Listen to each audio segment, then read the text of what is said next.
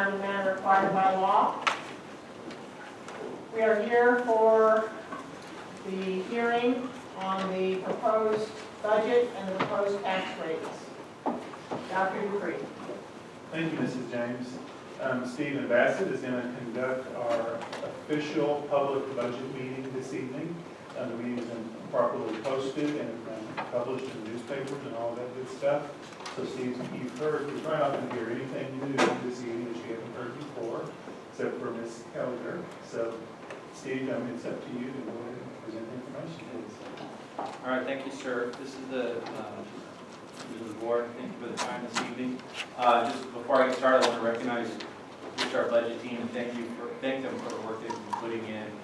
Dean Edgar's our executive director. Sean, you can wave your hand. Yeah, Sean Vogel is over there. He's helped out a lot. So is Kelly Schlax, and so they've all been instrumental in helping put this together. All righty. So just, you haven't seen this slide before, but just to point out some of our requirements, some of our official requirements when it comes with regard to the budget. The superintendent's actually the official budget officer, and we're here to assist him with this. Budget has to be prepared by the 20th, it must be adopted by June 30th. We have to give the 10-day notice, a 10-day public notice. We went through that, and we did have it published actually on 2 separate Wednesdays. Concurrent with that, we're supposed to put things out on the website, and we're certainly complying with that. And then we need to have the budget adopted, especially before any of the tax rates are adopted. Now with us, since we're an early fiscal year in terms of the June 30th end of fiscal year, we actually adopt the budget and tax rates come months later. And some districts do that at the same meeting in August. It's required that the board adopt the budgets for general fund, food service fund, and debt service fund. The other budgets don't require official adoption. And then we can't expend out of those until we have an adopted budget. So in a nutshell, this is what we had out there in terms of our total operating budget, $580 million. And you can see what the definition is in terms of some of the things that we're spending our funds on. This equates to $79.09 per student, and it's projected at the number of students for 377 students. That's our projected average daily membership based on the moderate growth projections. Okay, most of these other slides you've seen before. The key points on here, the general fund overall will be growing at a rate of 3.75%. It's about $20 million more, and with the bulk of that being in the staffing and compensation, which we've spoken about. There's a brief summary slide on that later. Some of the numbers in here that are interesting is that our revenue per student is only going up at 1.25%, even though our local value is projected to go up 11.5%. So again, that's because we're having a reduction in state aid as our local property values go up. And so, how that'll continue and what will happen with the formulas, hopefully we'll have some resolution on that in the lawsuit, sometime later this year. But overall, the operating budget for students growing at 2.2%. Again, the majority of that really based on the increases to compensation and staffing, and I'll summarize that again later in the presentation. So some of the key differences, these are all assumptions we've spoken about before. We have 1,060 new students.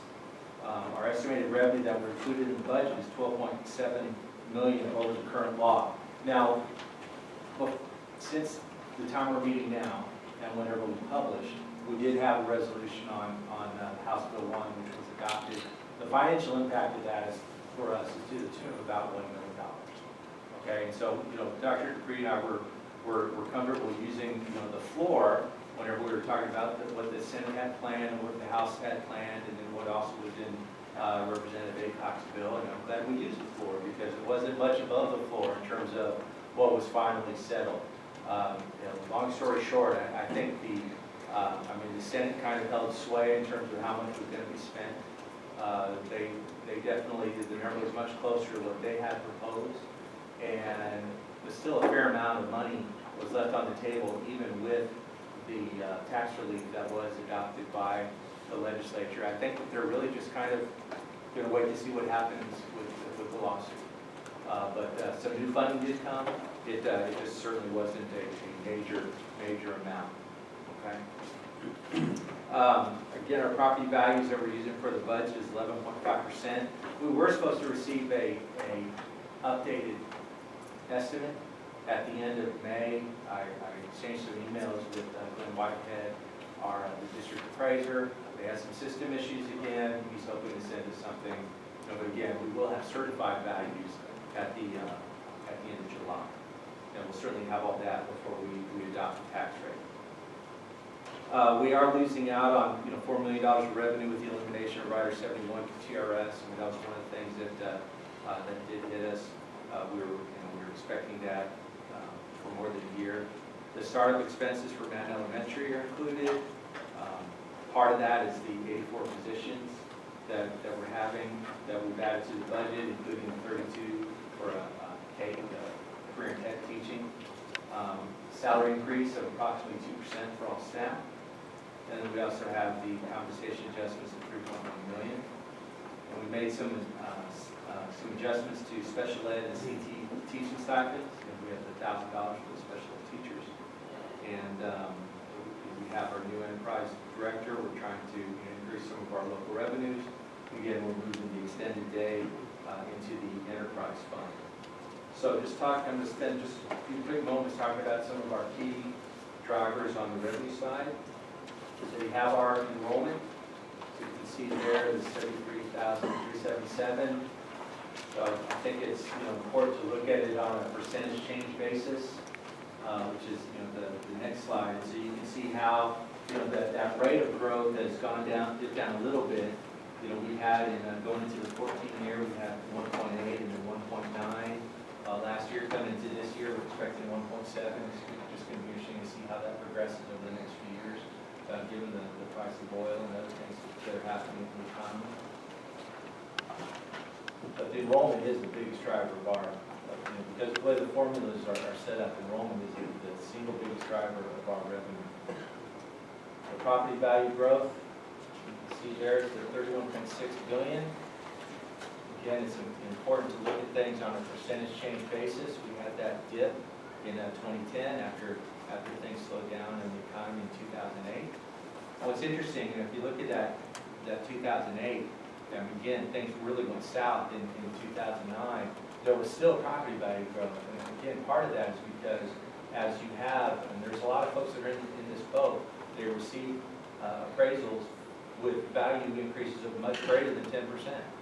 And so we're only going to collect on 10%. I mean, that's what they're capped at for all of the taxes that they're paying. And it's in that next year, even if they don't have property value growth, it's in that next year that everything above that 10%, unless they're over 20%, is captured. You understand what I'm saying? So you have the appraisal cap in terms of what they're actually taxed on is at 10%. So we're anticipating growth next year. I mean, right now in our plan is 6.5%. But it wouldn't surprise me one bit if it's closer to 8.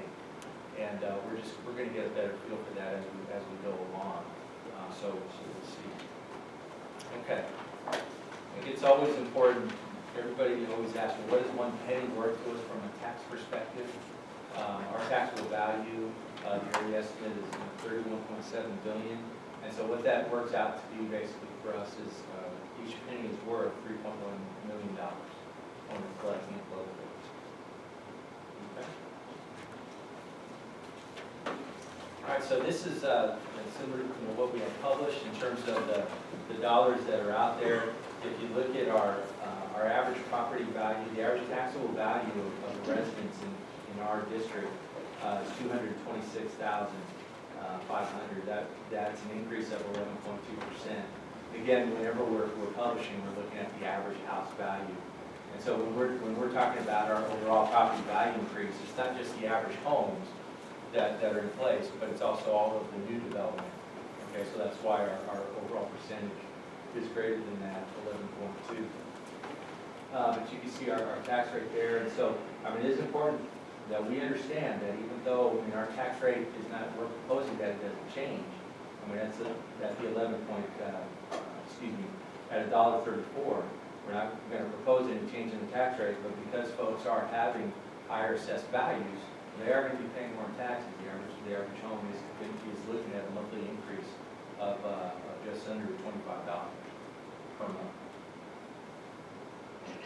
Okay, getting back to our budget. Okay, what we're looking at for 15-16, again, there's the $580 million. We're bringing in a budget that's practically break even. We'll talk some more about the fund balance here in a little bit. And again, we have the projection up there at 16-17. Those numbers, again, for 16-17 and 15-16 haven't been updated for the additional revenue. And this is what we use for 15-16 whenever we publish our budget before the House bill was adopted, before the budget was finalized. So that $580 million, again, that's what's we're going to ask the board to adopt on the 15th. So how does that break out on a function basis? Whenever the board adopts a budget, it actually adopts a budget on a functional basis. And so we're looking at the purpose of the funds. What are the funds being spent on? And so you have the major categories there for instruction, school leadership, other support services, administrative expenses, that's the 2.6% in function 41. You have function 51, facilities and utilities are in there, security. And so you can see some of the major categories there on how our budget is broken out on a functional basis. On an object code basis, and the last time you saw this is just in chart form, but again, it's the same numbers, but when looking at this, it's really, the story is payroll. I mean, we are a people business, so 87% of our budget is in payroll, and that's the benefits and the salaries for all the folks that we have. The other biggest expense outside of that is utilities.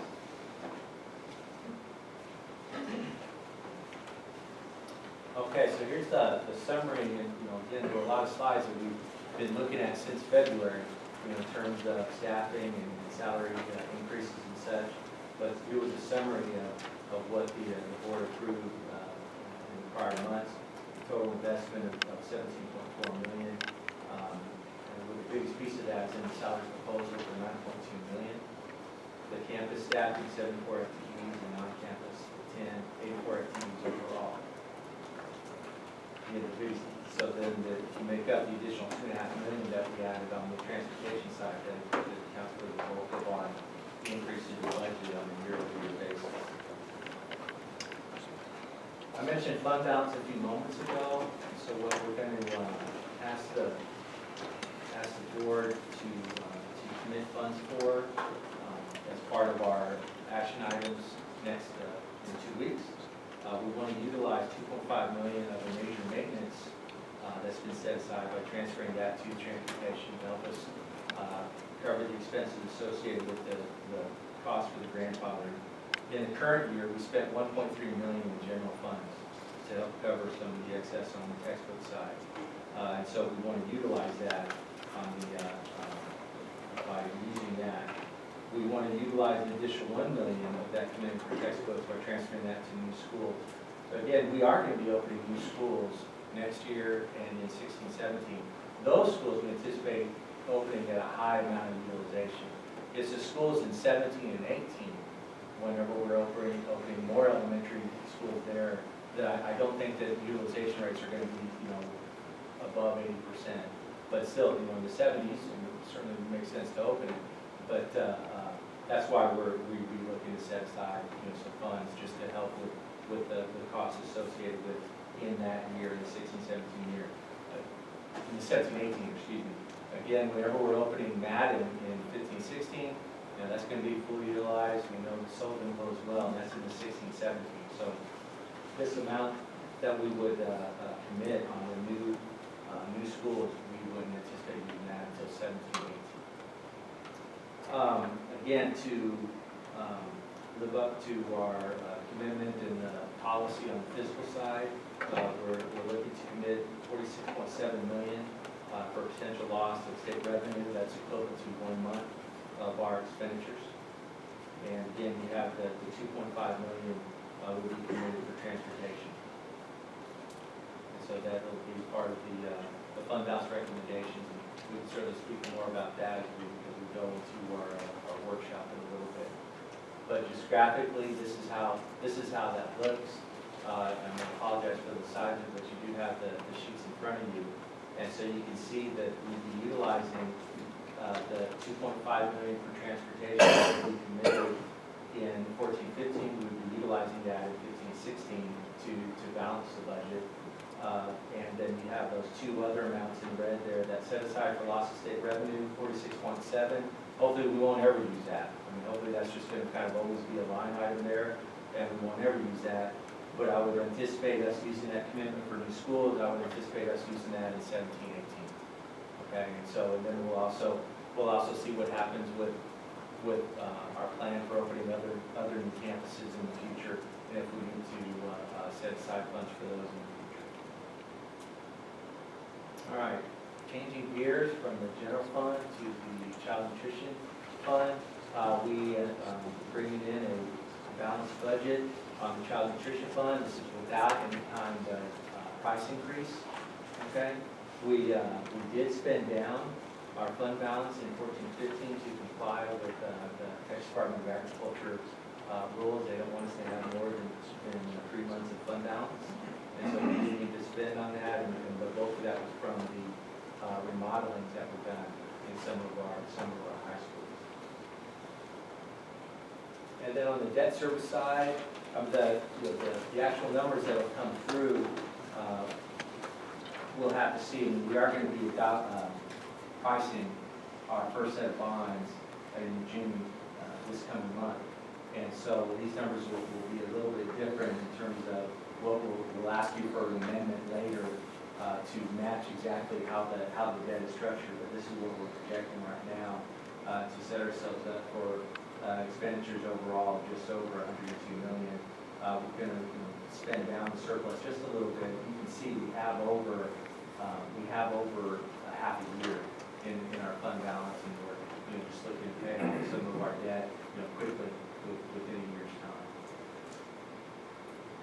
And so with that, I'd be happy to take any questions. We would be looking to adopt the budget on June 15th, and then as the year goes, as you know, as things are finalized on the when everybody's interpreting what's happening on the revenue side, we're getting a template that we use to help us make final projections. We'll have our told you how many students we're expecting. When October rolls around, after we have a better idea of the number of kids in school, we will be bringing an amendment in the future. But feel pretty good about what we're bringing forward so far. Thank you, Mr. Bassett, for bringing us that information. Do we have questions from the trustees? Mr. Rosenthal. Yes, Steve, could you just briefly explain again the rationale for why we want to transfer money out of the general fund and actually put it into specific items? I know we did that last year. We put like $28 million into the technology fund or something, but just really, why do we want to do that? Because we can spend it for anything we want, really. Right. I mean, I think one of the reasons why we're doing this is we're trying to, we don't want to make our general fund balance so too large, okay? Because that is going to be a point of contention whenever the lawsuit is re-argued. I mean, that's really my main motivation. Could you repeat that last sentence? I think that the size of the fund balances for the various school districts that are out there, especially the larger school districts, I think that's one of the points of contention for the state. I think that they go like, well, we have fund balances that are this big, we should just spend them down and get closer to 2 months as opposed to 3. I mean, clearly the rating agencies want you to have closer to 3 months, to get a higher rating. And so there's certainly a disconnect between what the state is expecting and what the rating agencies are expecting. But the state's motives are a little bit different than the rating agencies. And so, what we're doing in terms of setting up the enterprise funds, the internal service funds, and then also committing some of these amounts to pull out of unassigned is just part of our strategy to not display too large of a fund. And then one other question. Is it fair to say that the increase in property values helps us much more on the debt service side than the operating side? Absolutely. Absolutely. We keep all of that on the debt service side, and there's no recapture by the state.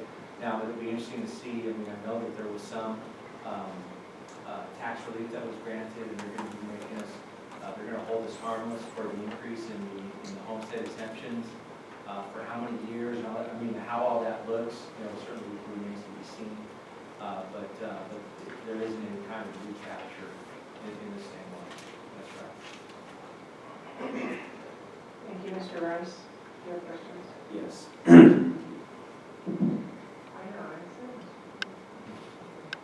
I know, Mr. Bassett, so I'm understanding that we're going to adopt our budget at the end of June. And I thought I heard you say we're not going to have the certified CAD appraisal value until the end of July. Is that right? That's correct.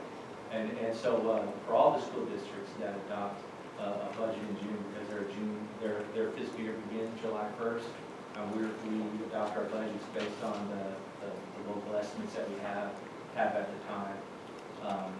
But we're certainly able to amend our budgets in the future, but we do have those certified values before the tax rates themselves are adopted. Okay. So you think you've got a pretty good handle on where it's going to fall out? I don't expect it being less than 11.5. I mean, what we're seeing, the last thing we saw, middle of this past month was between 11.5 and 12. And so, we're not expecting a big surprise. I mean, I've seen it happen before, but it wouldn't be on the negative side. Okay. Now I want to piggyback on Mr. Rosenthal's question on the recapture. So as our CAD appraisal value increases for this year, 2015, for example, we receive the benefit of the increased property taxes for 1 year. That's right. And then next year, the state will reduce its funding to us by a corresponding amount. Is that right? Yes, sir.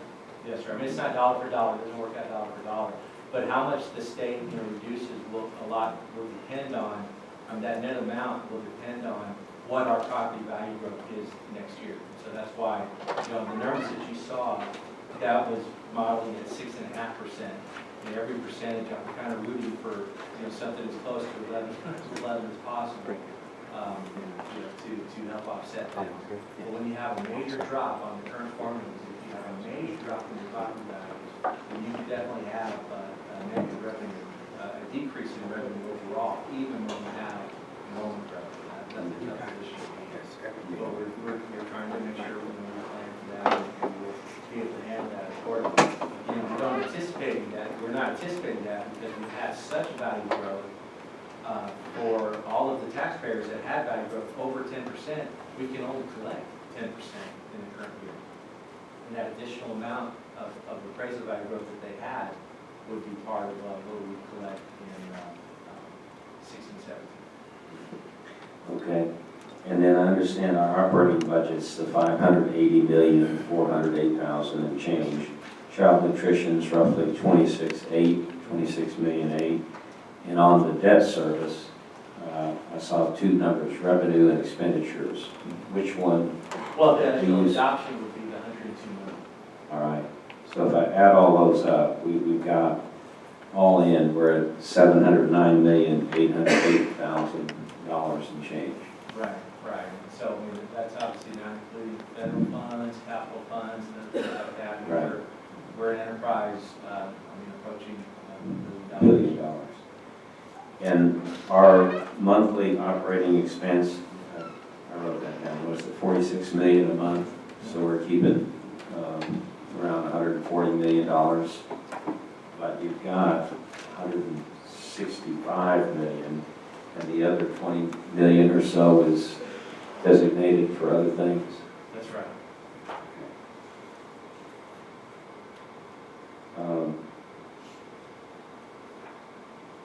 Okay, thank you very much. Thank you, Mr. Rice. Mr. George? Yeah, I have, first question is, it says here we are spending 7909 per student. Yes, sir. Where do we stand comparing our local school districts? We're in the middle of the pack. We can give that data to you. I tried to not have this briefing be just an No, I got a 50 slide briefing for you, but that's something we can, make sure you guys have. I mean, now, it wouldn't be, which you wouldn't see that for, it'd be hard to gather that for 15, 16. What is available to us on a quick basis is basically 13, 14, and then it's the 14, 15 numbers become final for everybody, and that information gets uploaded into the TEA, and then it's a lot easier for us to get to it from a benchmarking perspective, but overall, in our spending in comparison to other districts, I mean, we're in the middle of that.